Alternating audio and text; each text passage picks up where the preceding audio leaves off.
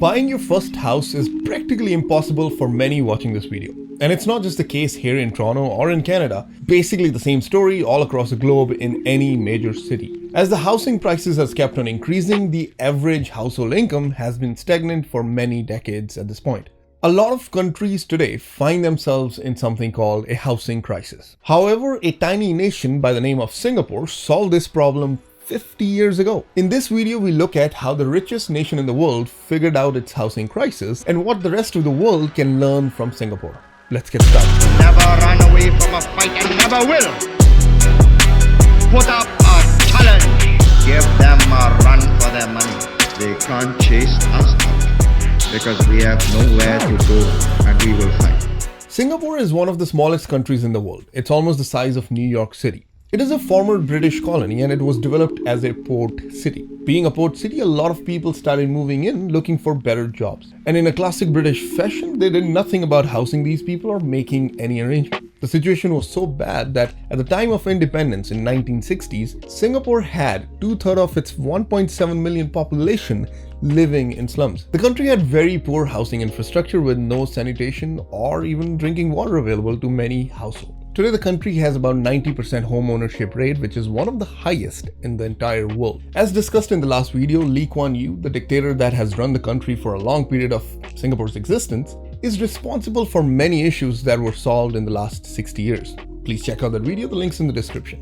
Him being a dictator helped him solve a lot of the issues the country faced, and housing crisis is one of them. A lot of the times, a solution to a given problem is through unpopular decisions, and people will forget you and forgive you as long as you're right in the long run. That is where Lee Kuan Yew excelled a lot. Firstly, Lee being the ultimate authority or the power, he was able to take a lot of unpopular decisions, something a lot of the politicians have to shy away from in a flexible democracy where they might lose their power in the next 4 to 5 years.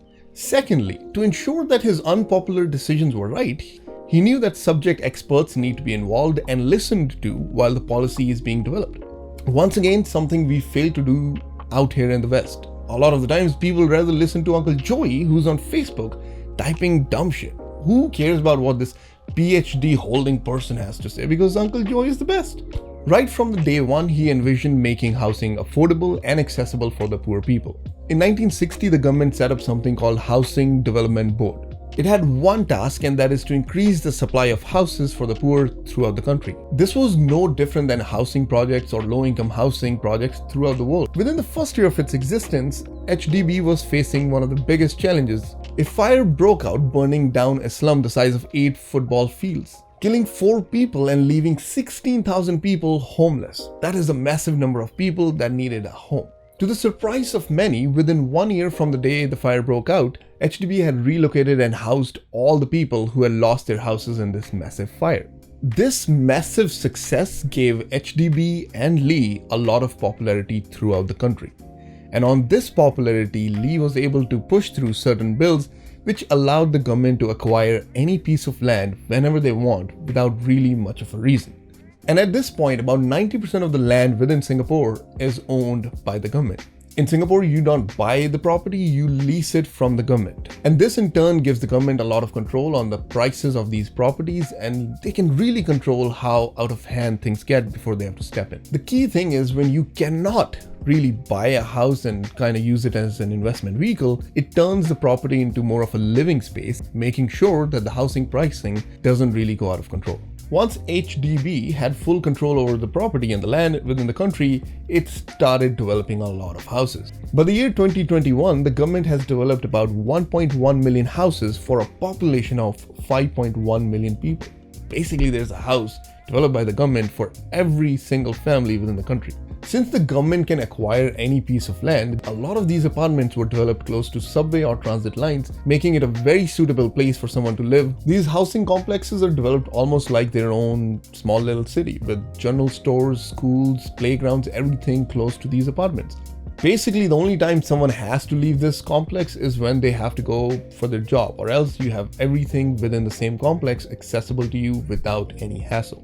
When you think of affordable housing, rundown neighborhoods with high crime rate and poor looking infrastructure is what comes to your mind. At least that's what comes to my mind. The government makes sure that a good amount of money is spent on maintaining these apartments. Regular projects are carried out in these apartments, from putting in new elevators to putting new sidewalks or changing the facade of the building, to ensure that proper living standards can be maintained. And this further ensures that people are not just living in these houses as no other resort, but more so something they take pride in, something they enjoy living in.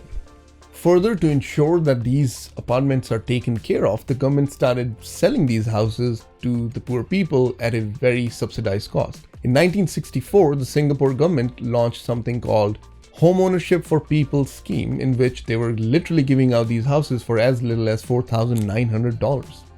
Just like all other land in Singapore, you don't buy the house, but instead you lease it from the government for 99 years. The idea is you should be able to pass down the house for a generation or two, but at the end of the 99-year lease, HDB takes over the house and they redevelop the site as per the needs of the society. And this is exactly what lacks in the West. When it comes to housing for poor, a lot of the times the governments just build these things like homeless shelter rather than something that is well maintained and something people look forward to living in. Furthermore, the government has started something called the Central Provident Fund. Basically, about 20% of your income automatically, by law, goes into this account every time you get paid. At the same time, your employer has to contribute about 17% into the same Provident Fund. You can withdraw this money for a few use cases, and one of them being buying a house. This fund has enabled a lot of people in the middle class to afford a house when they otherwise wouldn't have been able to. As we learned in the last video, that the Singaporean government has enabled businesses to exist within Singapore. They literally incentivize these businesses through corporate tax reductions and whatnot to make sure the businesses want to stay in Singapore. However, at the same time, there are laws in place that ensure that these businesses are held accountable. 17% contribution into these provident funds of each and every employee that works for a given company is one of those examples. All of these things, and basically the system that exists and has been developed by the government, enables an average Singaporean to buy a house and not have to sell his kidney because he can't afford a house. Alright, so what is the main takeaway of this video, and what can the rest of the countries learn from the Singapore model? Let's just call it that. The main takeaway here is, if housing for the poor or community housing is taken seriously and is developed meanwhile working with the rest of the government bodies, aka putting them close to schools, groceries, job opportunities and whatnot, there is a way of fixing the housing crisis. Majority of the time, community housing is considered a waste of money or almost something that's looked down upon. It's more so that a major change in our perspective needs to happen when it comes to community housing. People living in these houses in Singapore take these houses as they are and they live in these houses with pride. Nobody looks down upon you if you live in community housing. And at the same time, the government invests in these houses so that people are happy living in these houses and apartments. And this is how Singapore solved its housing crisis. This is the video for this week. I had COVID and it kicked my ass, so I'm trying to get this video out. Pardon my scratchy voice if that's an issue. Anyways, I'll see you next week. Peace. If you like this video, you might want to check out this video about how Singapore went from one of the poorest countries in the world to one of the richest countries in the world. At the same time, you might want to check out this video about Democratic Republic of Congo, how it is one of the richest countries in the world, at least should be, and has one of the poorest people in the world. I'll see you next time. Till then, peace, bye.